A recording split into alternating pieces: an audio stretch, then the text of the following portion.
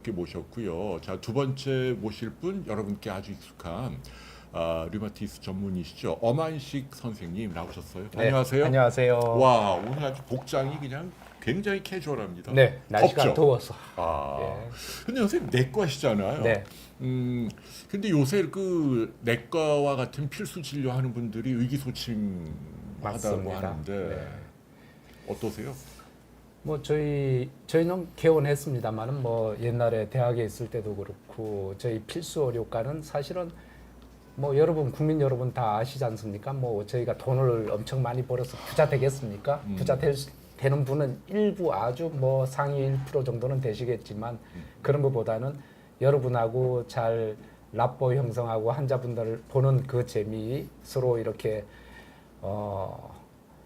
인간관계, 소통 이런 것들로 그다음에 환자분 저희가 치료해 드리면 굉장히 또 서로 좋아하십니다. 저희도 뭐 할머니들, 할아버지 많이 이렇게 오시고 저희 한 20년 됐지만 이제는 옛날에 제가 젊을 때 보시던 환자분들이 한 분, 두 분 이렇게 돌아가시기도 아이고. 하세요. 그래서 참 저도 이제 환자분들 오시면 어유 선생님 이제 연세가 좀 들어 보입니다. 이런 이야기 하시는 젊은 분들도 있고 해서 세월의 그 흐름을 느끼는데 최근에 이런 필수 의료과 사태를 맞이하여서 저희가 좀 의기소침해지고 그 자긍심도 조금 이렇게 낮아지는 것 같고 우리 후배들이 안 오면 어떡하나 우리나라가 이렇게 우리 내과 저는 내과니까 훌륭한 인재들이 많이 와야 되는데 저희 때는 사실은 내과는 그렇죠. 뭐 의대 안에서도 열심히 그죠 공부 잘하는 애들이 잘하시는 분들이 많이 왔죠. 해서 자부심이 가득했는데 지금은 좀 어깨도 처지고 기운이 없습니다. 아니 근데 우리 엄 선생님도 그 류마티스를 선도하는 대한민국에서 네. 그 한양대학교 교수님으로 예. 오래 계시다가 이제 개원하셨잖아요. 네. 근데 또 오늘 또 보니까 박다한 씨가 좀 약간 교수님들 듣기에 서운한 얘기 좀 했더라고요. 네. 그 교수님들도 뭐 좌시하지 않겠다 말씀은 하시지만 역시 그 병원과 한통속 아니냐, 우리를 이용해 먹기만 한다, 뭐 이런 뉘앙스인데 그래요? 네. 마음 상하셨겠어요. 이거 어떻게 해야 됩니까 도대체 이제 이 내외 산소로 젊은 사람들이 아무도 안 오면 이거 우리나라 아플 때 어떻게 하죠?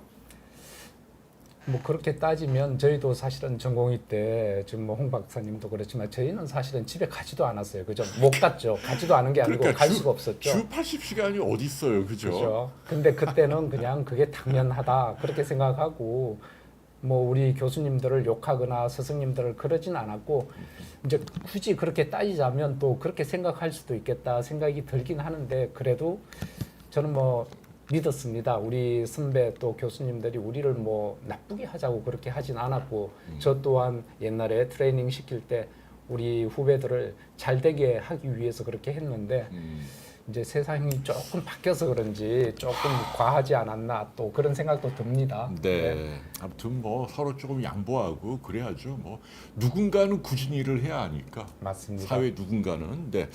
자, 여러분 그 아까 전 시간에 네. 질문 하나가 네네. 류머티스 질문이 들어왔어요. 그래요? KT님인데 네. 20대 때 뇌혈관에 혈전이 생겼고 ANA 검사는 양성인데 수치는 1대 40이고 카디올리핀은 음성이고 많이 피곤한데 내가 루푸스가 아니냐. 어떻게 보세요? 네. 20대에 혈전이 생겼다는 것은 상당히 이례적인 그러게요. 현상이라서 이것은 혹시 뭔가 깔려 있는 류마티즘이나 여러 가지 병이 있지 않나 그런 걸 근데 이미 그런 게 있었으면 병원에서 아마 한번 이렇게 스크리닝을 다 했을 겁니다. 네. 근데 이제 본인이 걱정되는 것은 ANA 항액 항체 검사가 1대 40 양성이 나왔다. 그래서 이제 요게 문제인데 일반적으로 이제 검사하는 기관마다 다르긴 한데 1대 80에서 160을 그 컷오프 밸류로 이렇게 저희가 간주하고 있기 때문에 1대 40은 상당히 약해서 가능성이 좀 떨어지지 않을까 생각합니다. 그리고 카디오리핀은 혈전하고 관계가 있을 수 있는데 음성이라서 이 항인지질 항체 증후군하고 관련성이 있는데 가능성이 좀 적지 않나 생각합니다. 네. 너무 걱정하지 않으셔도 그렇죠. 되겠네요. 괜찮을 것 같습니다. 자, 오늘 우리 엄한식 선생님이 준비하신 주제는 류마티스 전문가가 보시는 그 증상이죠. 그렇죠. 그 증상이 사실은 요즘 제일 인기가 있거든요. 그래요? 환자들 관심이 많기 때문에 어떤 증상일 때 뭐 이런저런 류마티스 병인지 오늘 좀 좋은 방송 부탁드릴게요. 감사합니다. 네. 자, 저는 또 사라지겠습니다. 3시간 통라이브 많이 기대해 주십시오. 선생님 부탁드릴게요. 아유, 네. 아유, 홍 박사님이 이렇게 소개를 해주시니까 훨씬 인트로가 부드럽게 들어가는 것 같습니다. 아유, 자주 오시면 좋겠습니다. 제가 오늘 강의 말씀드리겠습니다. 류마티스 의사가 바로 알아듣는 증상 호소.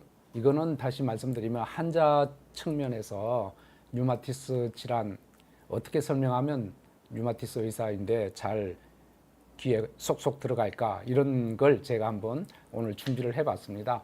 뭐 특별하지 않습니다. 여러분 다 하고 계시는, 알고 계시는 내용이고, 병원에 오면 본능적으로 여러분은 이렇게 설명을 잘 하시게 됩니다. 하지만 조금 더 아쉬운 점이 중간중간 있기 때문에 그런 것들을 제가 한번 다시 정리하는 의미에서 오늘 말씀드리려고 합니다.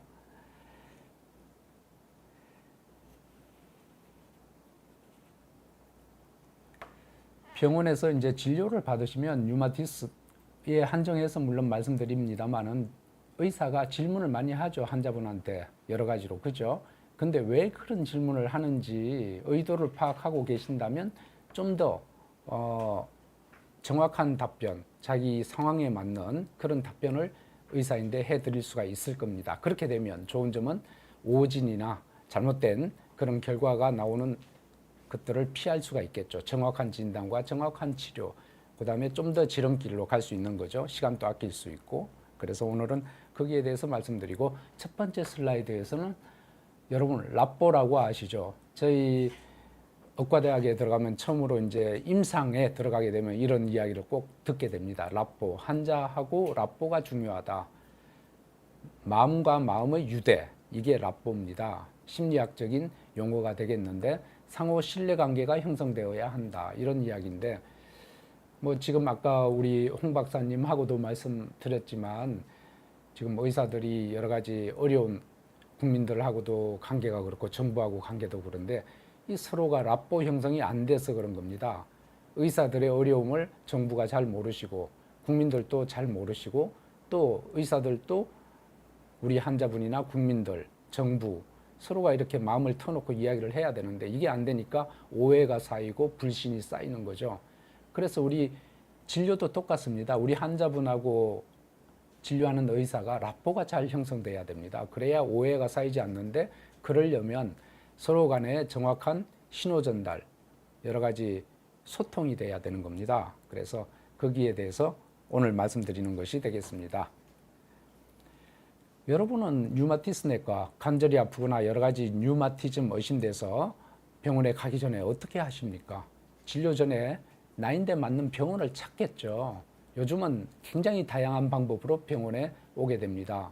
가장 흔하게 우리가 접근하는 방법은 인터넷 검색, 네이버, 뭐 네이버에 치면 블라블라 치면 엄청 많은 자료가 뜹니다. 그죠? 그 다음에 광고 위에 이제 각 병원, 내가 친 관절염이라고 치면 한방부터 해서 여러 가지 병원이 쭉 나열이 됩니다. 그죠? 그것은 광고죠. 광고도 뜨고.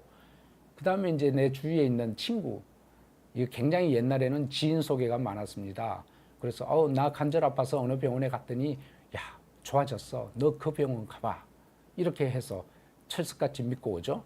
그 다음에는 또 동네 의사분이나 근처에 의사 선생님, 자기 집안에 요즘 의사 없는 사람 잘 없지 않습니까? 그래서 의사인데 물어봤더니 어디가 유명하다, 어디 교수가 뭐 잘 본다. 그래서 의사 소개로 오시는 분도 있고, 그 다음에 요즘 최근에는 이제 유튜브, 비욘디나 이런 거 보고 유튜브 굉장히 많이 보고 오십니다. 내가 딱 봤더니 내 병이 그때 선생님 말씀하신 그 병이에요. 이렇게 오시는 분들 많습니다. 그 다음에는 이제 다이렉트하게 병원에 전화로 문의하시는 분들도 있어요. 내 증상이 이런데 당신 병원에 가도 되냐? 그렇게 하시는 분도 있고, 이런 여러 가지 그 매체를 통해서 오게 되는데, 사실은 정확하게 이 병은 어디에 딱 가면 된다, AI가 이렇게 정해주면 좋겠는데 그렇지가 못한 게 현실이고, 누가 소개를 했던 뭘 통해서 왔던 정확하게 이 병원에 딱 맞는 환자가 온다 이렇게 말씀드리기 어려워요. 저희 쪽으로 왔던 환자도 아 이런 정도는 대학병원에 가야 돼 이래서 다시 보내드리는 경우도 있고, 그 다음에 이제 아 이분은 저희 쪽에서 충분히 치료할 수 있다 이렇게 됐는데 환자분이 나중에 이제 또 가시는 분도 있고, 서로가 이렇게 잘 소통과 이게 잘 안 되는 수가 있습니다. 라포 형성이 안 되는 수도 있고, 그래서 이제 큰 병원, 작은 병원 어떻게 할 건가 이런 것들이 아직도 문제다. 그 다음에 이제 병원에 오시게 되면 저희들은 항상 그 안내를 드립니다. 그 전에 의무 기록 같은 게 있다면 갖고 오시면 좋겠다. 건강검진 결과도 갖고 오시라. 그 다음에 엑스레이 같은 CD로 담아서 이런 거 갖고 오시면 저희가 같이 한번 참고하겠다. 그래서 이제 이런 걸 갖고 오시면 사실은 저희가 뭐 이거 보는데 조금 시간이 걸립니다. 어떻게 보면 귀찮을 수도 있지만 류마티스는 병 전체를 이렇게 넓게 파악하는 것이 필요하기 때문에 이런 자료가 있다면 소중하게 쓰일 수 있고 환자분 우리 진단하는데 굉장히 도움이 됩니다. 여담입니다만은 간혹 미국이나 이런 데서 오시는 분들이 의무 기록을 그냥 책처럼 아주 두껍게 갖고 오시는 경우가 있습니다. 미국 같은 경우는 뭐 검사 하나하나마다 거의 A4 용지 하나에 이렇게 적혀 있는 경우가 많고 해서 이런 경우는 저희가 어쩔 수 없이 검사 결과 놔두고 가시면 다음에 오실 때 저희가 차트에 다 옮겨 놓고 저희가 확인을 하겠습니다. 이렇게 말씀드리는 경우도 있습니다. 근데 이제 이렇게 여러 가지 객관적인 걸 보고 오시는데 사실은 환자분들 오래 보다 보면 환자분의 성격하고 의사의 성격도 굉장히 잘 맞아야 된다 이렇게 저는 생각합니다. 그래서 어떤 환자분들은 의사하고 성격이 잘 안 맞아서 결국에는 앞에서 말씀드린 라포 형성이 안 되는 거예요. 서로 신뢰관계가 형성이 안 돼서 결국에는 다른 병원 가시기도 하고 다른 병원에서 저희 병원 오시기도 하고 그죠? 그런 일들이 많습니다. 그래서 성격도 서로 좀 이렇게 잘 맞는 것이 중요하겠다 이렇게 생각하고 이제 병원을 골라서 병원에 이제 저희 병원을 지정해서 오셨습니다. 초진 처음에 와서 진료실에 이제 들어가게 됩니다. 그죠? 그러면 이제 환자분들은 여러 가지 좀 고민도 되고 유튜브에서 봤던 그 의사가 맞나 또 의사 선생님이 어떻게 날 대할까 약간 이렇게 흥분과 좀 두려움 뭐 이런 것들이 교차하죠. 그래서 진료실에 딱 들어갔는데 보통은 인사를 간단히 하고 안녕하세요 서로 그러고 이제 의사가 먼저 말을 하는 경우가 많습니다. 그래서 의사가 보통 저는 어디가 불편하세요? 어디가 편찮으세요? 이런 말을 많이 합니다. 지금 말씀드린 게 개방형 질문이라고 합니다. 그래서 편하게 환자분이 이제 앞으로 이야기할 수 있도록 이렇게 질문을 펴주는 거죠. 폐쇄형 질문은 뭐냐 하면 환자가 예를 들어서 통풍 환자가 들어온다. 이미 쩔뚝거리고 들어옵니다. 그러면 제가 이렇게 묻게 됩니다. 아니 통풍이시군요. 발가락이 아파서 오셨죠? 그러면 환자분이 어떻게 대답하게 돼요? 네 맞습니다. 또는 아닙니다. 이렇게 대답하게 됩니다. 그러면 환자가 더 이상 할 이야기가 좀 없어지고 소극적이 될 수 있습니다. 그래서 가능하면 처음에는 개방형으로 이렇게 어디가 불편하세요? 그러면 제가 발가락이 어제부터 아파서 여기에 왔습니다. 통풍이 의심돼서 이 병원이 통풍 잘한다고 해서 제가 인터넷 보고 왔어요. 이렇게 이야기를 하시게 됩니다. 그래서 지금 말씀하시는 병원에 온 이유, 이게 주증상. 그래서 칩 컴플레인이라고 해서 이걸 저희가 차트에 적게 되고요. 그 다음에 이제 환자분들이 여기에 대해서 상세히 설명을 이제 하시게 되는데 요즘은 이제 다양한 매체를 통해서 저희한테 전달을 합니다. 그래서 옛날 고전적으로는 말로 하는 게 가장 고전적이고 그 다음에 메모지에 열심히 적어 오시는 분도 있고요. 휴대폰에다가 메모해서 오시는 분도 있고 휴대폰에 또 사진을 찍어서 갖고 오신 분도 있고 또는 엑셀로 정리해서 갖고 오시는 분도 있습니다. 이제 이런 것들을 저희한테 보여주면 저희가 다 차팅하게 되죠.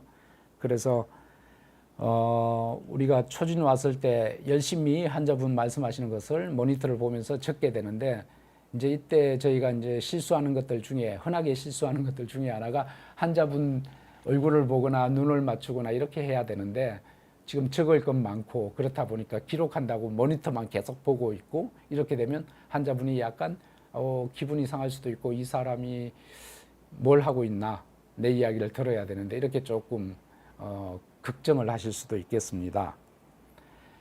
근데 모니터를 보는데 이 모니터에 저는 환자분들이 너무 궁금해서 열심히 이렇게 모니터를 들여다 보시고 하시기 때문에 모니터에다가 그 보안 필터를 달아놨습니다. 그래서 옆에서 보면 잘 안 보입니다. 하지만 별게 있는 게 아니고요. 이렇게 이제 초진 왔을 때는 초진 기록을 열심히 하게 되겠습니다. 순서에 따라서 앞에서 말씀드린 주정상 발가락이 아파서 왔다. 그럼 발가락이 아파서 오셨다. 물론 이걸 영어로 쓸 수도 있고 한글로 쓸 수도 있습니다. 그래서 요 발가락이 이틀 전부터 아팠다. 뭐 이렇게 하고 그 다음에는 현재 병력, 과거력, 사회력, 신체 계통 조사, 신체 검사, 진단, 그 다음에 이 계획, 앞으로 어떻게 할 건가 이런 것들을 초진 기록지에 적게 되겠습니다. 이렇게 이제 저는 이제 타이핑을 잘 못합니다.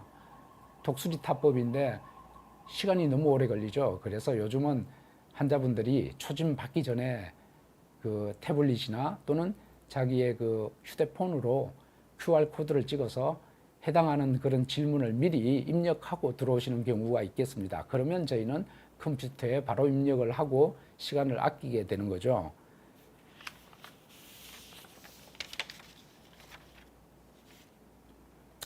그 다음에 주정상을 말씀하셨으니까 그 다음에는 이제 이 주정상에 대한 어떤 여러 가지 이제 이야기를 풀게 되겠습니다. 그래서 이제 할 이야기가 많은 거죠. 그래서 환자분들이 여기서부터 이야기를 쭉 하시는데 이때가 이제 가장 중요한 순간입니다. 이걸 잘 해 주셔야 저희가 진단도 정확히 하고 앞으로 검사도 정확히 들어가게 되는데 여기서 좀 헤매게 되면 시간도 오래 걸리고 이분이 이 병인가 저 병인가 저희도 헷갈리게 됩니다. 그래서 현재 병력은 다른 게 아니고 주정상에 대한 여러 가지 시간대별 기술이 되겠습니다.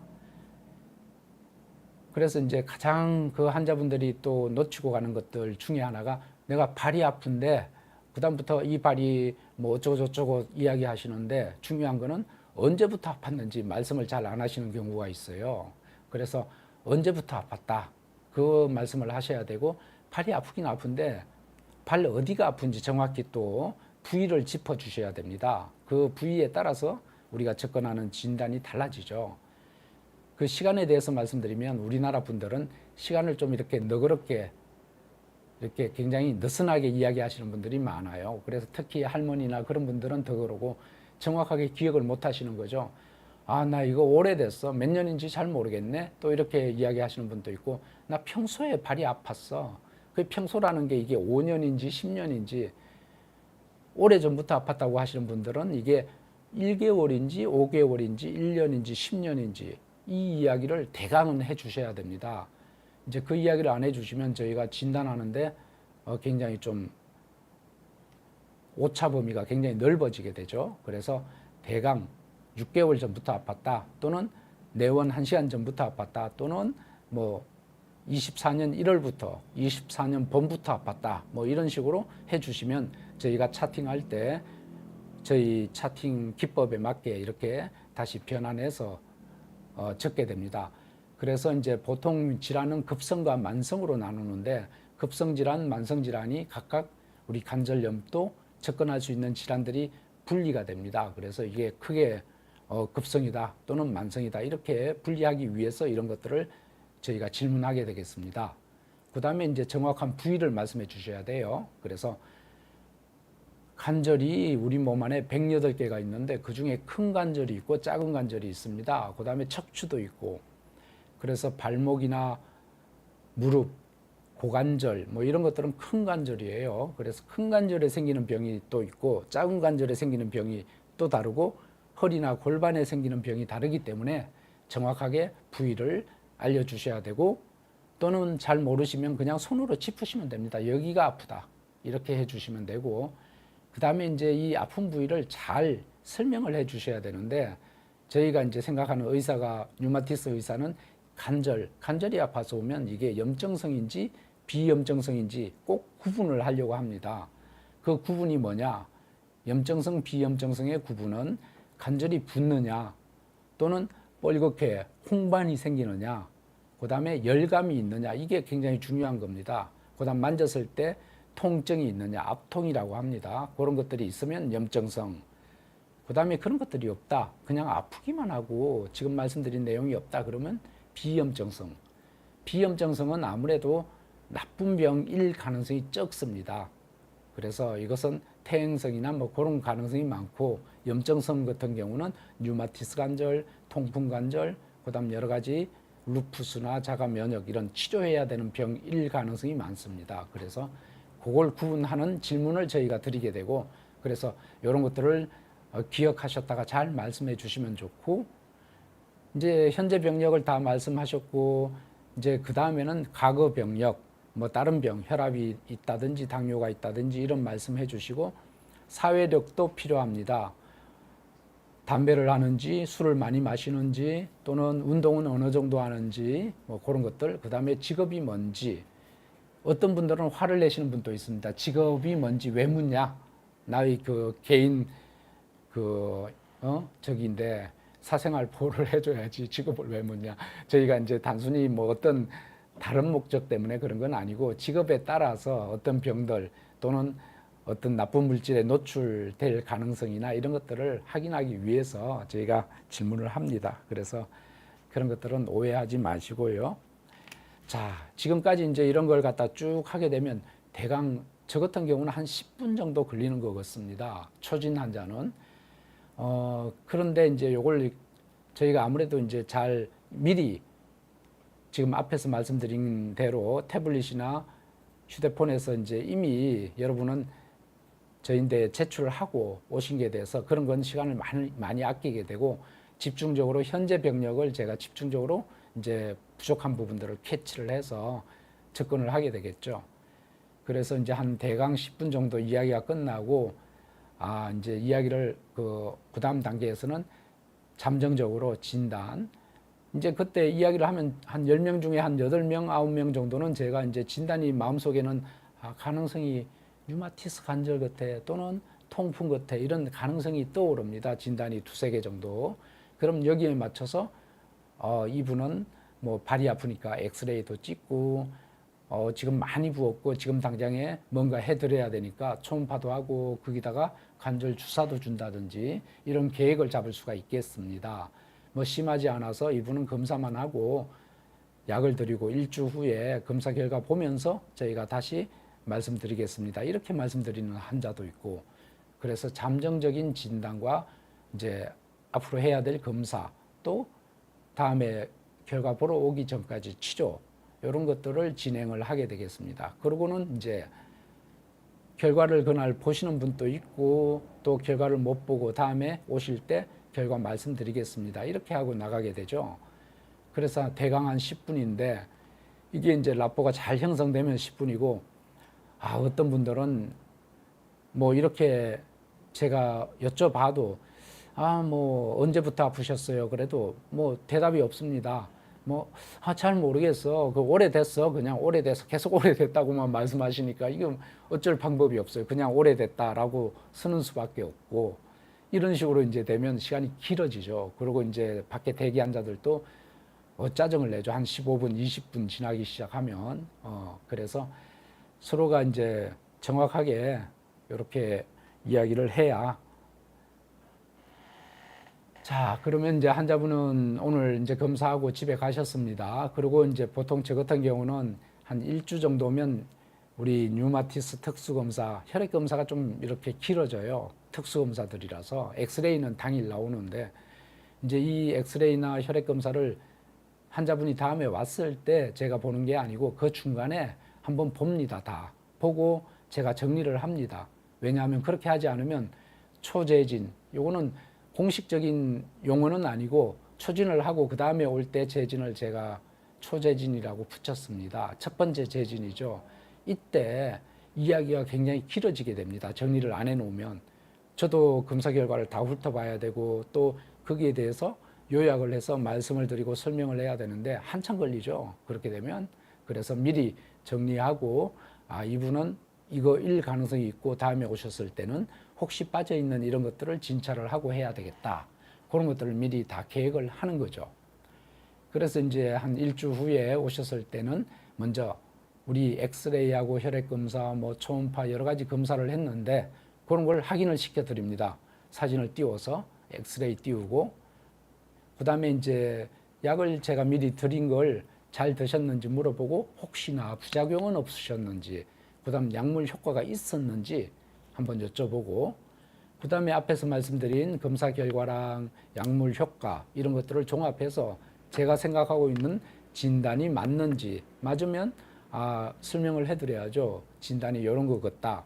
또는 진단이 아직 확실치가 않다. 조금 더 지켜봐야 될 것 같다. 또는 뭐 요거는 여기서 확진을 할 수 없고 추가 검사가 필요하다. MRI가 필요하다든지 또는 대학병원에 가셔서 이런 검사를 좀 더 해보셔야 된다. 뭐 이런 여러 가지 이야기를 해드립니다. 어쨌든 그러고 이제 우리 병원에서 계속 치료해야 된다. 그러면 앞으로 치료 계획, 이 병에 대한 설명과 치료 계획을 해드리고 필요하다면 이 병의 예후, 현재 환자분은 어떤 상태고 그래서 예후가 어떻다 이런 이야기까지 해드리게 됩니다. 그러면 일단 어느 정도 환자분의 궁금증이 해소가 됐고 이것도 대강 한 10분에서 15분 정도 걸립니다. 요 정도 하면 그 다음에는 이제 제가 그 검사 결과지에 지금 말씀드린 이런 내용들이 또 종합소견으로 여러분 건강검진하면 종합소견이 요약돼서 이렇게 나오지 않습니까? 제일 앞장에 그죠? 저희도 이런 검사 결과를 뒷장에 요약해서 이렇게 다 적혀 있습니다. 제가 미리 요약해 놓은 거죠. 그걸 드립니다. 그래도 환자분이 이제 질문이 있겠죠. 여러 가지 이제 질문을 하시고 제가 받고 그렇게 하는데 이게 이제 참 어렵습니다. 질문하시고 받고 하는데 환자분은 질문할 게 많겠죠. 근데 이제 시간은 좀 흘러서 이분이 다음에 계속 우리 병원 다녀야 된다 그러면 다음에 또 질문하시면 되는데 지방에서 오셨다든지 이제는 다시 오실 필요가 없다 이렇게 되면 이제 질문이 좀 길게 나오는 수가 있고요. 그래서 또는 이제 진료 다 마치고 돌아가셔서 한 30분이나 1시간 후에 또 연락이 전화로 오기도 합니다. 내가 질문을 빠뜨렸는데 이것 좀 알려달라. 그래서 이제 이 시간이 굉장히 좀 시간이 많이 소요되는데 굉장히 좀 제 입장으로서도 난처하고 환자분들도 밖에 환자가 기다리니까 빨리 해결을 해야 되는데 그래도 이거는 물어봐야 되겠다. 이런 좀 시간이 걸리는 고비가 되겠습니다. 그래서 초진 오셨을 때랑 초진 결과를 볼 때, 초재진 이때가 시간이 많이 걸립니다. 이제 그 다음에는 이제 만약에 이제 계속 오시게 된다 그러면 그때부터는 시간이 그렇게 많이 걸릴 이유가 없고요. 해서 이때가 문제고 그 다음에 이제 또 이분은 이제 류마티스 관절염, 통풍 뭐 진단을 이렇게 강직성 척추염, 루푸스 진단을 받고 우리 병원에 다니기로 하셨습니다. 그래서 이제 다음에 2주나 한 달 또는 2달 후에 또 오셨고 재진, 또 2달 후에 괜찮으세요? 괜찮으면 또 재진 이렇게 계속 한참을 괜찮으면 석 달 만에 또 넉 달 만에 어떤 분은 뭐 6개월 만에 오시는 분도 있고 이제 오시게 되면 뭐 인사를 하고 그동안 별일 없으셨는지 잘 지내셨는지 그런 거 물어보고 그 사이에 어떤 이 병으로 인한 합병증이 있는지 부작용이 있는지 이런 것들도 여쭤보고 병의 합병증 뭐 폐 쪽에 문제가 있는지 다른 데 문제가 있었는지 이런 것도 저희가 물어보게 되겠죠. 그래서 환자가 안정적이면 외래 방문 간격도 좀 길어지고 환자가 좀 안정적이지 못하고 아직 활동성이 많이 있다 그러면 짧게 방문을 하도록 해야 되고요. 그 다음에 이제 우리가 추적 검사, 병의 활동성을 보는 검사 또는 합병증이 생기는지 이런 것도 봐야 되고 관절이 1년이나 2년 만에 손상이 진행이 되는지 이런 것도 저희가 추적 검사를 해야 됩니다. 그래서 엑스레이도 한 번씩 보게 되고 운이 좋아서 이제 뭐 6개월, 1년하고 2년하고 계속 환자가 안정적이다 그러면 치료가 종결되는 경우도 있습니다. 뭐 루푸스도 그렇고 류마티스 관절 이런 경우도 그렇고 통풍도 종종 그런 경우가 있습니다. 해서 뭐 더 이상 오실 필요 없고 지금처럼 생활해서 잘 조절하시고 약은 그만 드시고 다음에 불편하면 오세요. 이렇게 말씀하시는 분들도 있을 수 있습니다. 그래서 아주 해피하게 돌아가시는 분도 있고요. 그래서 이제 이런 식으로 돌아가는데 가끔은 환자분들이 오시다가 저하고 라포 형성이 안 돼서 그렇다든지 또는 뭐 간혹 별의별 일이 다 있겠습니다. 우리 간호사하고 싸웠다든지 뭐 기분이 언짢은 일이 있었다든지 등등 뭐 그래서 환자분이 안 오기도 하고 뭔가 좀 내성적인 분들은 기분이 나빴는데 우리한테 말씀을 안 하시고 그냥 에이 다른 병원 가지 뭐 그러고 안 오시는 경우도 있고요. 그래서 종종 사라지시는 분들도 있죠. 아니면 대학병원으로 가신 분도 있고 병이 나빠져서 우리한테 설명 못하고 어쨌든 그러다가 2년 만에 3년 만에 오신 분도 있고 이렇게 오시는 분들이 있습니다. 그래서 저희는 2년 만에 다시 오시는 분들 보면 뭐 완치돼서 오시는 분들 보면 굉장히 뭐 그런 분들이야 다시 재발하셨는지 물어보고 그렇게 하시는데 그렇지 않고 갑자기 중간에 끊어졌다가 이제 다시 오시는 분들 그런 분들 보면 이제 굉장히 궁금해지죠. 그래서 이제 그런 분들이 오시면 그동안 어떻게 지내셨는지 왜 안 오셨는지 다른 병원에 다니셨다고 하면 그 병원에서 어떤 약을 쓰셨는지 잘 치료가 되고 있었는지 아니면 다시 이쪽으로 오실 뭐 다른 병이 나빠졌다든지 이런 게 있었는지 그런 또 설명이 필요하고 저희가 처방전이나 이런 여러 가지 의무 기록이 있으면 좀 갖고 오시면 또 다시 진료받는데 도움이 되겠습니다. 간혹 이렇게 오시는 분들 중에 좀 그런 생각을 하시는 분이 있는 것 같아요. 내가 이 의사 싫어서 라포가 형성 안 돼서 또는 간호사하고 좀 사이가 안 좋아서 내가 이 병원을 떴는데 다시 오긴 왔는데 뭐 이 설명하기가 좀 쉽지 않은 거예요. 그래서 뭐 그런 이야기를 안 하시려고 또는 다른 병원에 다녔다는 이야기를 안 하시는 분도 있고 그냥 그런 걸 자꾸 말씀을 안 하세요. 그러시면 또 어떤 분들은 그 사이에 민간요법, 대체요법 이런 거 하고 오신 분도 있습니다. 그런 분들 중에는 검사를 하면 병이 진행이 많이 된 분도 있고요. 그런 분들 같은 경우에는 속으로 좀 안타까움이 저희가 나타날 수 있죠. 그래서 뭐 저는 야단을 치거나 그렇게 하진 않는데 어떤 의사 선생님들은 화를 내시는 분도 있을 수가 있겠습니다. 그러면 환자분도 굉장히 좀 입장이 난처해지니까 그런 걸 잘 말씀을 안 하세요. 이렇게 재방문할 때는. 근데 설명을 하셔야 됩니다. 뭐 간단히 그때 섭섭해서 이 병원을 떠서 다른 데 가서 치료를 받다가 또 뭔가 문제가 있어서 다시 왔다든지 이렇게 말씀을 해 주시면 뭐 저희가 고칠 건 고치고 또는 이거는 개인 의원에서 치료하면 안 되고 대학병원을 가시는 게 맞다든지 저희가 정리를 해 드릴 수가 있겠습니다. 그래서 이런 경우가 있을 수 있다.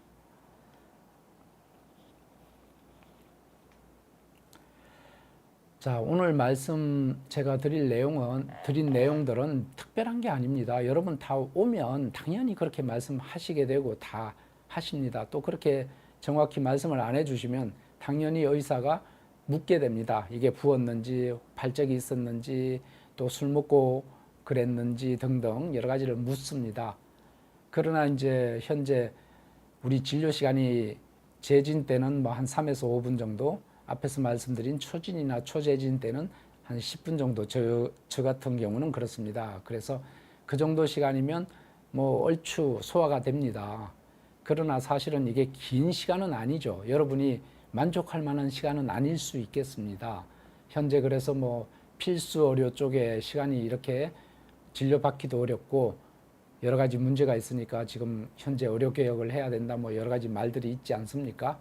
그래서 항상 저희 이쪽 분야에 있는 의사들도 항상 미안한 감이 없잖아 있습니다. 그래서 어떻게 하면 환자분하고 그나마 라포를 잘 형성해서 하면은 좀 더 그런 불편함이 해소되지 않을까 해서 오늘 제가 마련을 해드렸고 이런 자리를 그 다음에 이제 저 같은 경우는 이제 환자분들이 어떻게 2달 만에 오고 석 달 만에 오면 중간에 별일이 다 있지 않습니까? 치과도 가고 건강검진도 받아야 되고 그럴 때 또는 어디가 아파서 다른 병원을 간다 그러면 뭐 연락을 하게 됩니다. 지금 먹는 약을 중단해야 되냐 아니면 뭐 어떻게 해야 되냐 검사 결과 보내줄 수 있냐 등등 아주 많죠. 그런 걸 갖다가 다 법대로 하면은 뭐 끝이 없죠. 법에서는 뭐 환자가 와야 된다, 대리인이 오면 어떠고 저떠고 전화로 하면 안 된다. 맞습니다. 다 법대로 하면 그렇게 되는데 세상 사는 게 법대로 해서 다 해결되는 게 아니기 때문에 뭐 그런 것들도 필요하면 저희가 전화로 다시 우리 직원이 저인데 문의해서 답을 받아서 전달해 드리고 이렇게 라포 형성을 서로 잘 하기 위해서 노력을 하고 있습니다. 그래도 불만이 많으실 것 같아요. 저희도 사실은 제 능력에 비해서 환자를 많이 보는 것 같습니다. 그래서 좀 더 지금보다 많은 시간, 적은 환자를 보는 그런 시대가 와야 될 것 같습니다. 제 후배들은 뭐 하루에 한 내과 같으면 한 4, 50명 정도, 그것도 많죠. 미국은 한 20명, 15명 보는데 한 3, 40명 봤으면 좋겠습니다. 그래서 이제 어쨌든 오늘의 그 결론은 이 진료에 대해서, 병에 대해서, 정상에 대해서 이야기할 때는 효율적인 대화로 서로 능률을 올려서 정확성을 향상시켜서 오진 없고 치료가 잘 되는 방향으로 하자 이겁니다. 그 남는 시간에 저희가 이제 세상 살아가는 이야기도 할 수 있고 서로 안부도 물을 수 있고 그렇게 될 것 같습니다. 오늘 제가 준비한 내용은 여기까지고 지금부터는 질문을 받도록 하겠습니다.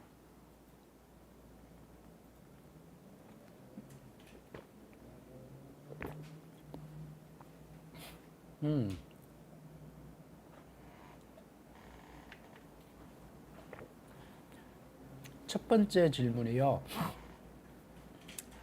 이거는 제가 류마티스 내과 의사인데 뭐 거기에 해당된 건 아니고 당뇨에 관한 내용입니다. 도리 러브님인데 제가 당뇨 22년 차인데 오래되셨네요. 요번에 당뇨병성 케톤산증으로 응급실을 갔습니다. 구토, 복통, 호흡곤란이 심했습니다. 그런데 어지러움증이 있다고 하니 응급실 의사분께서 이뇨제를 2번이나 놓더라고요. 소변줄을 꼽은 상태였고 수액하고 모든 양이 잘 나오는 상태였는데 환자가 어지럽다는 이유로 케톤산증 환자에게 이뇨제를 2번이나 주는 게 맞나요?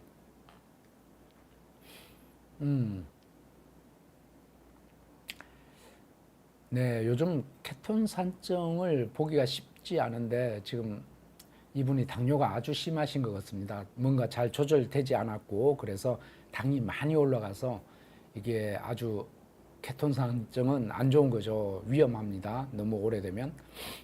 그것 때문에 어지러움증이 왔을 수가 있는데 이분의 이제 요지는 왜 이뇨제를 2번이나 놔갖고 어지럽다는데 그 탈수가 더 되게 했나 이런 말씀인 것 같아요. 그죠? 근데 글쎄요. 지금 여기에 이제 정보가 조금 부족합니다. 이분이 탈수가 많이 됐는지 혈압이 떨어져 있는지 등등 그 다음에 소변이 잘 안 나오는지 뭐 소변은 잘 나온다고 하셨는데 그래서 이것은 제가 아는 범위를 넘어서는 것 같습니다. 제가 케톤산증을 본 지가 전공의 때 응급실에서 보고 그 이후로는 본 적이 없습니다. 그래서 저의 지식이 한 25년, 30년 전 지식인데 그걸 갖고 지금 대답을 해드릴 수가 없고요. 요것은 이제 제 생각에 지금 그 병원 응급실로 가셨으니까 다음에 외래로 또 가지 않겠습니까? 가시면 그냥 물어보세요. 거기 내분비내과 선생님한테 이뇨제 2번 주는 게 어떤 목적이었는지 한번 물어보시면 될 것 같습니다. 그냥 아무 사심 없이 물어보시면 됩니다. 여러분 의사인데 물을 때 어떤 의심을 갖고 묻는다든지 그러면 묻기도 어렵고 괜히 마음에 찝찝한 게 있고 이런데 그냥 아무 사심 없이 그런 게 있었는데 이뇨제가 들어갔는데 이거 왜 주셨을까요? 이렇게 물어보면 의사들도 그냥 있는 사항을 말씀을 해드립니다. 이건 제가 답을 몰라서 죄송합니다. 다음에 내분비내과 선생님이 강의하실 때 꼭 질문을 해보십시오. 그 다음에 질문입니다.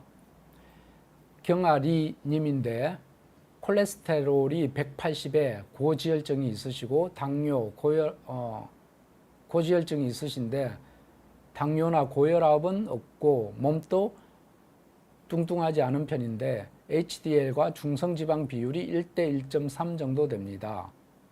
그런데 이번에 경동맥 초음파에서 플라크가 35%가 생겨서 동맥경화 판정을 받았습니다.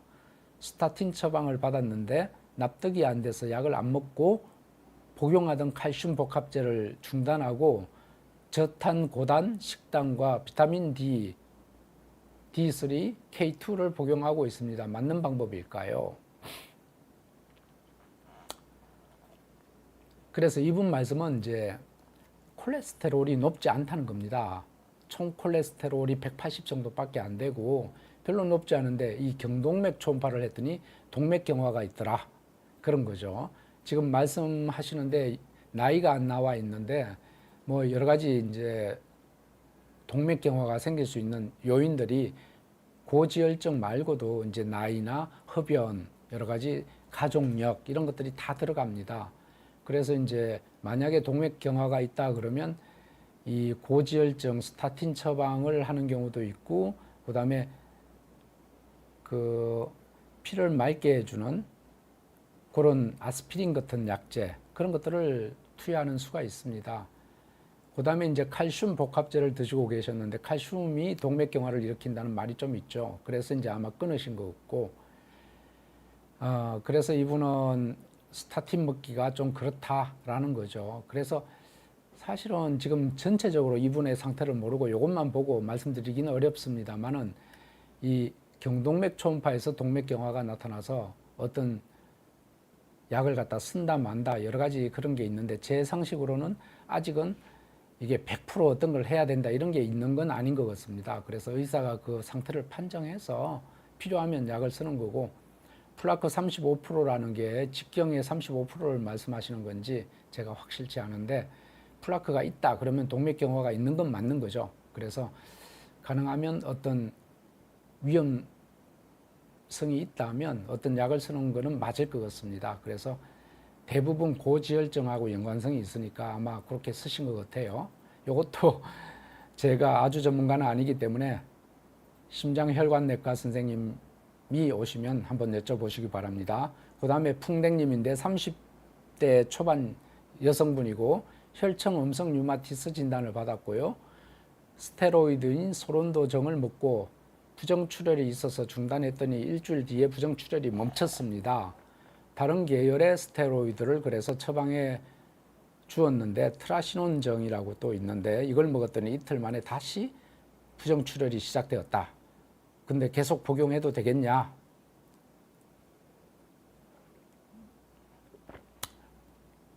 혹시 산부인과적인 문제가 있나 해서 산부인과 진료를 받는데 산부인과에서는 특별한 이상 없었고 ESR 염증 수치가 60으로 증가되어 있었고 소론도는 5mg 반알 를 하루에 2회 복용했고 트라시논은 1mg 0.5 해서 2회 복용하였다.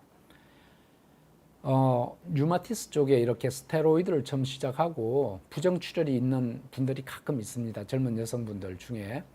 대부분은 조금 시간이 지나면 다시 내 몸이 적응을 해서 부정출혈이 없어지는 경우가 많아서 심하지 않으면 그냥 이렇게 진행할 수가 있겠습니다.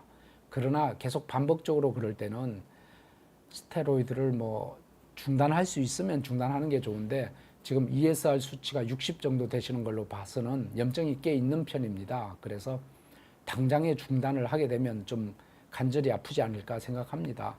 그래서 이것은 그 담당 의사 선생님하고 상의를 해봐야 되고 스테로이드 종류가 이제 서너 가지 되는데 그런 것들을 조금 조절한다든지 아니면 소염 진통제 쪽으로 이렇게 한다든지 약을 조절하시는 수밖에 없고, 스테로이드를 쓰면 계속 부정출혈이 있다 그러면 사실은 약 쓰기가 좀 어려울 것 같습니다.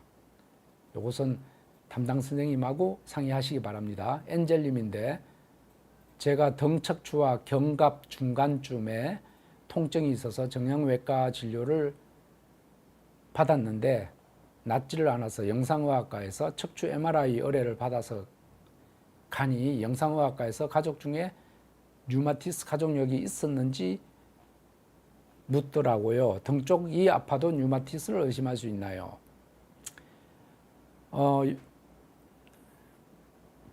그 견갑골이라고 날개뼈하고 중간에 이렇게 통증이 있으셨나 봅니다. 그래서 네, 류마티즘 중에 등이 아프거나 또는 골반이 아프거나 이런 경우가 있을 수 있는데 그런 쪽 통증을 저희 쪽 통증을 염증성 요통이라고 합니다. 그래서 염증성 요통의 특징은 이렇게 한 자리에 오래 앉아 있으면 등이 아파요. 그 다음에 일어나서 움직인다든지 활동을 하면 등이 편안해져요. 그 다음에 그런 상태가 어떤 상태가 있냐면 밤에 잠을 잔다.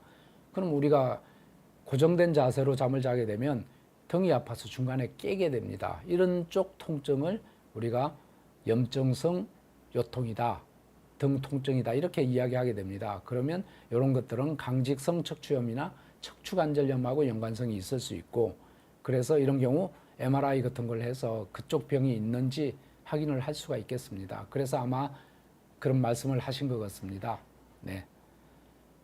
라이언님인데 47세 여자분이고 허리 MRI 결과 디스크가 있지만 신경을 누를 정도로 방사통과는 거리가 멀다, 심하지 않다고 하셨나 봅니다. 그런데 한 달 전부터 왼쪽 엉덩이가 욱신거리고 엉덩이 폴딩 부분에 따끔거렸다 없어졌다 하는 통증이 있고 엉덩이 아래 뒷허벅지가 당김 증상이 있다.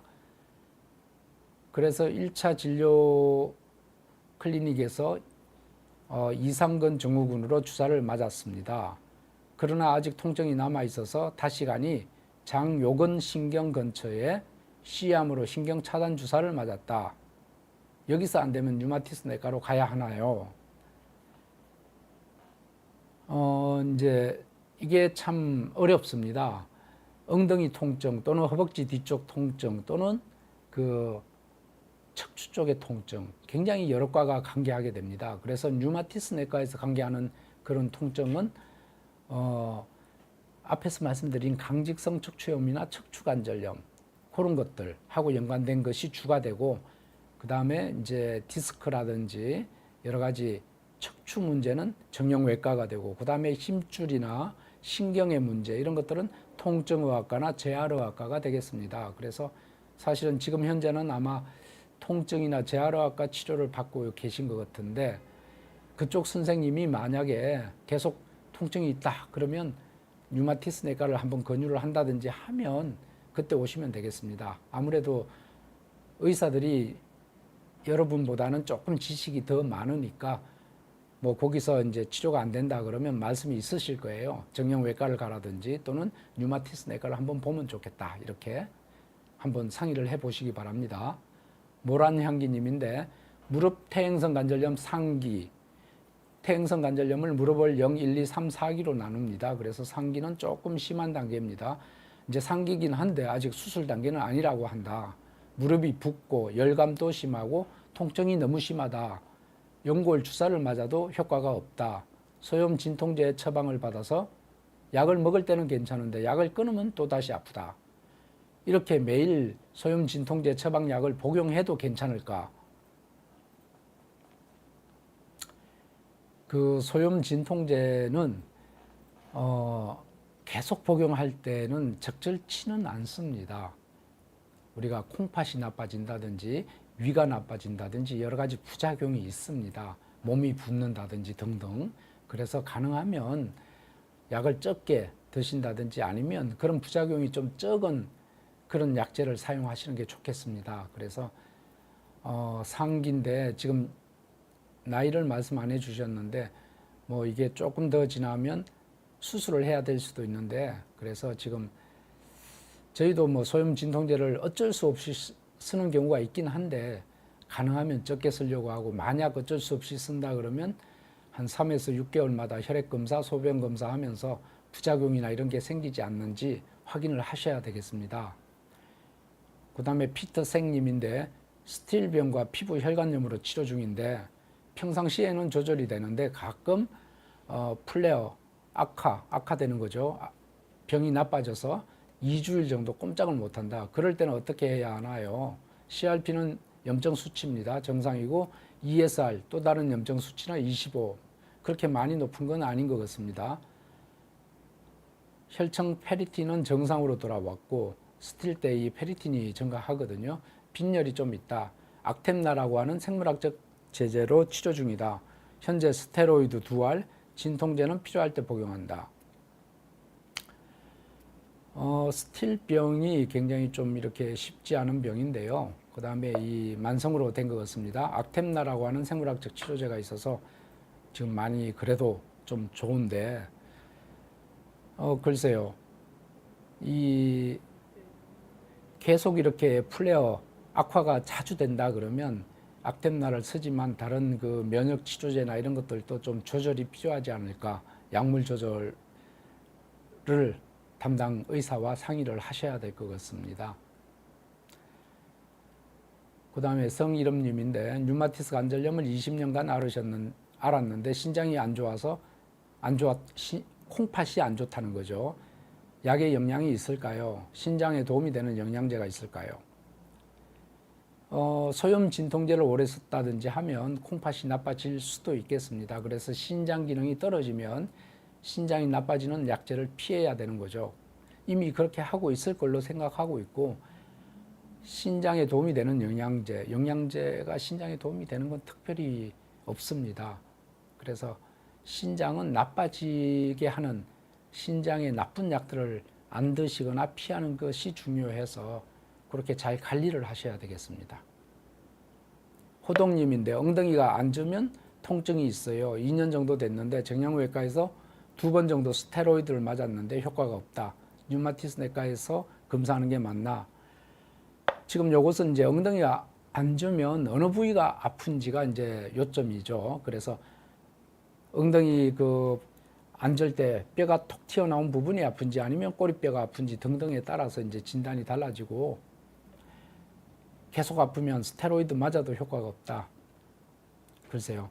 안 좋으면 아프다. 이것은 이제 아마 류마티스 내과하고는 관련성이 좀 없을 것 같아요. 그래서 통증의학과나 재활의학과 뭐 이런 정형외과 쪽에서 치료를 하시고, 계속 증상이 있다 그러면 좀 더 정확한 진단을 위해서 필요하다면 MRI 같은 거 하실 수가 있겠습니다. 윤기숙님인데 66세 여자인데 42세 때부터 몸이 너무너무 아파서 여러 병원을 다니다가 점점 안 좋아져서 급성 심근경색, 그다음 궤양성 대장염 이런 것들을 아마 진단을 받으신 것 같고, 지금 현재는 이제 섬유건통으로 치료를 받고 있는데 손가락이 자꾸 변형이 온다.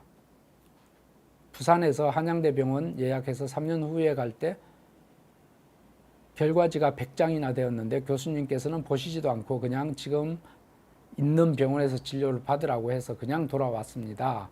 근데 이제 발, 다리, 어깨 어디 안 아픈 곳이 없습니다. 저는 어디가 아픈 걸까요?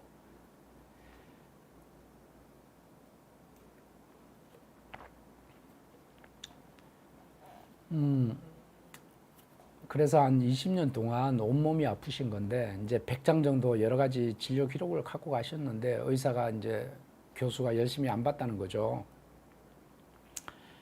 근데 아마 그렇습니다. 이미 그 진료 의뢰서에 그 병에 대한 여러 가지 지금 말씀하신 부분들이 적혀 있었을 거고, 그 100장이나 되는 진료 그 기록 안에는 특이할 만한 것이 없었을 것으로 생각합니다. 류마티스 의사가 섬유근통증후군으로 진단을 했기 때문에 그것은 다시 말하면 여러 가지 혈액검사나 엑스레이, MRI 등등에서 특별한 게 없었다. 그쪽으로 이런 이야기가 되겠습니다. 그래서 아마 그 선생님이 그냥 100장이나 일일이 확인을 하지 않고 그렇게 말씀을 하셨고, 또 섬유근통증후군이 현재 안타깝지만 특별한 치료가 없습니다. 이 병원에서 좀 더 잘한다, 저 병원에서 잘한다 이런 게 없기 때문에 쓰는 약이 다 동일하고 해서 그냥 다니시던 병원을 계속 다니시라 이렇게 말씀하신 것 같아요. 환자분은 그래도 이제 굉장히 좀 힘들게 왔는데 내 기록을 열심히 안 봐주냐 섭섭해 하신 감정이 당연히 생기겠죠. 굉장히 저희가 힘든 질환 중에 하나가 섬유근통증후군입니다. 그래서 섭섭해 하시겠지만 지금 사정은 아마 그렇게 됐을 걸로 생각합니다. 풍뎅님인데 다음 시간이 지금 있으시죠, 그죠? 다음에 PD님 하셔도 된대요. 다음에 아직 안 오셨는지 그게 예약이 없나 봅니다. 그래서 계속 하라는데요. 큰일 났네. 질문을 계속 받겠습니다. 풍뎅님입니다. 피 검사를 3번이나 했는데 ESR이 60, 염증 수치입니다. 60이면 높아요. 대강 한 20에서 정상이 20 정도. CRP가 2.23. CRP가 단위에 따라 다르긴 한데 보통 0.5를 정상으로 따지는데 좀 높아요. 이러던 것이 이제 ESR이 57, CRP가 0.74로 좋아졌네요. 그래도 아직 약간 있고요. 그런데 갑자기 목에 담이 오고 39도 고열을 3일 앓다가 팔꿈치가 안 펴지는 강직이 오더니 2주 만에 무릎과 손가락이 붓고 염증이 생긴 상황이다. 류마티스 대학병원에서는 혈청 음성 류마티스 내과라고 진단을 했고 다른 류마티스 내과에서는 류마티스는 아니다. 이렇게 진단을 했고 염증이 많은데 류마티스 초기라고 하기도 애매한 상황이다. 이렇게 진단이 달라졌다. 이런 경우에 여러 병원을 방문하는 게 맞을까요? 또는 ESR, CRP를 제외한 다른 검사는 전부 이상이 없었다. 30대 초반 여자분이고요. 지금 요걸 읽어보면 아마 급성으로 뭔가 생긴 것 같아요. 그죠? 평소에 건강하셨는데 그래서 염증이 막 이렇게 생기고 목이나 이런 데도 아프고 열이 나고 그다음에 팔꿈치가 잘 안 펴지고 무릎 손가락이 붓고 자 이게 이제 지금 며칠 됐는지 여기 나오진 않는데 지금 이게 전부 일종의 잠정적인 진단이 되겠습니다. 혈청 음성 류마티스 관절도 잠정적이고 류마티스가 아니다. 뭐 이것도 아직은 확실치 않은 거죠. 좀 지켜봐야 되는데 일단은 저희가 감별해야 되는 것들이 이게 어떤 세균이 들어가서 생긴 건지 또는 진짜 혈청 음성 류마티스 관절염인지 또는 세균 말고도 바이러스가 있는데 바이러스 때문에 생긴 관절염인지 등등 지금 일단은 치료하면서 이런 경우는 지켜봐야 되겠습니다. 지켜보고 보통 한 1, 2주, 2, 3주 만에 저절로 좋아지는 경우도 있고요. 약을 써서 좋아지는 경우도 있죠. 그 다음에 계속 혈청 음성 류마티스 관절이다 그러면 이분은 한 달, 2달이 지나도 계속 좀 관절이 아플 겁니다. 또는 뭐 다른 병, 앞에서 말씀드린 스틸병이나 이런 것들이 있을 수도 있고 그래서 이런 경우에는 제 생각에는 좀 대학병원을 다니시는 게 좋겠습니다. 왜냐하면 필요할 때는 좀 더 정밀한 MRI라든지 CT 이런 걸 할 수가 있겠습니다. 그래서 여러 병원 다니시는 것보다는 대학병원 다니시면서 좀 관찰하시는 것이 좋겠습니다. 네, 선생님, 제가 이렇게 또 네. 난입을 했습니다. 아유. 네, 1시간 동안 정말 수고 많으셨고요. 저희 비욘디와 함께 하신 지도 이제 한 3년 가까이 돼가죠. 더 되나요? 꽤 된 것 같습니다. 개원하시고 얼마 안 돼서 모셨는데. 그래요. 근데 어떻습니까? 요즘 류마티스 대학의 교수님들이 개원가로 좀 많이 나오시죠? 그렇습니다. 왜 그렇다고 보세요? 류마티스도 그렇고 예. 다른 필수 의료과 쪽에서 조금 이렇게 개원가 쪽으로 나오실 생각이 있으신 분들이 가끔 있으신 것 같습니다. 그래서 저희한테 연락이 와서 뭐 좀 어떻게 하면 되냐, 나오는 게 좋을지 상의하시는 분도 있고요. 예, 상당히 안타깝습니다. 근데 이제 뭐 그렇습니다. 제 생각에는 제 개인적으로는 뭐 네. 개원가에 나와서 행복하다 이런 것들은 없습니다. 아, 그래요? 그렇죠. 뭐 물론 이제 저도 개원가에 나와서 제가 보던 환자분들 보고 아까 말씀드렸듯이 세월이 가면서 뭐 안 오시는 분도 있고 이렇게 여러 가지 또 개원가에서 나름 보람 있게 치료가 잘 된 경우도 있는데 대학에서 해야 되는 또 치료해야 되시는 분들도 꼭 있기 때문에 필수과에 능력 있는 분들은 대학에 또 계셔야 됩니다. 개원가를 뭐 제가 폄하하는 건 아니고요. 그래서 훌륭한 교수님들 특히 필수 의료과는 대학에 좋은 분들이 많이 계셔야 될 것 같습니다. 네. 그래도 대학에 계신 그 아카데미 영역에서 가장 믿을 만한 분이 또 이렇게 개원을 하시니까 환자 입장에서는 그 편하게 진료할 수 있는 거잖아요. 동네에서 가깝게. 그거는 굉장히 도움을 저희가 받는 것 같아요. 앞으로도 좀 죄송하지만 저희가 뭐 출연료도 못 드리고 너무 죄송한데 귀한 시간 좀 내주시면 네. 너무나 감사드리겠습니다. 아유. 가끔 병원 네. 자랑도 좀 하세요.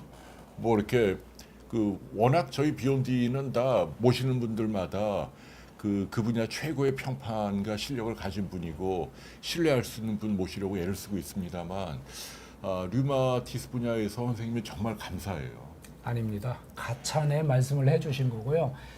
제가 개원한 지 10년이 됐더라고요. 10년 넘었는데 제가 처음에 개원할 때 가졌던 마음이 많이 이렇게 초심이 흐려진 걸 요즘은 이렇게 느낍니다. 제 체력도 그래서 그런지 아니면 요즘 이런 사태 때문에 그런지 이게 처음에 개원할 때는 저도 나름 환자분들하고 라포를 잘 형성하고 대학에서 3분 진료하던 걸 그래도 5분 정도는 시간이 있으니까 좀 많이 이렇게 해드릴 수 있겠다 했는데 시간이 가고 또 말씀하신 대로 비온 뒤 출연하고 이렇게 하니까 환자분들도 좀 많이 오시고 하니까 지금은 뭐 대학에 있을 때나 아닐 때나 뭐 이게 별 차이가 없지 않나, 환자분들한테 제가 뭘 더 잘 해드리고 그런 것이 없지 않나, 이런 또 안타까운 마음이 듭니다. 그래서 이것은 개인적인 노력으로 어느 정도는 좀 힘들겠다. 우리 의료 제도가 국민들 여러분들도 힘을 좀 써주시고 저희도 바뀌어야 되고 정부도 바뀌어야 되고,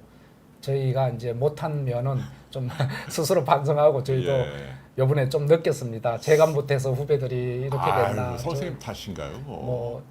이 선배들이 잘해야 되겠다. 진짜. 그러니까 아무튼 그 젊은 엘리트 의사들이 내과로 많이 와야 되는데 맞습니다. 지금 서로 안 하려고 하니까 교수님들 나이 들어갖고 당직 서고 응급 환자 보고 중환자실 있고 정말 지금 이게 거의 한계에 온 것 같아요. 이게 아무튼 빨리 해결이 됐으면 하고, 선생님 항상 건강하시고 네. 오늘도 대단히 감사합니다. 성이름님이 류마티스 선생님들 응원하신다고요. 감사합니다. 네, 너무 고맙습니다. 선생님 네, 수고하셨어요. 감사합니다. 네. 수고하셨습니다. 네, 선생님 고마워요. 네. 감사합니다. 저를 또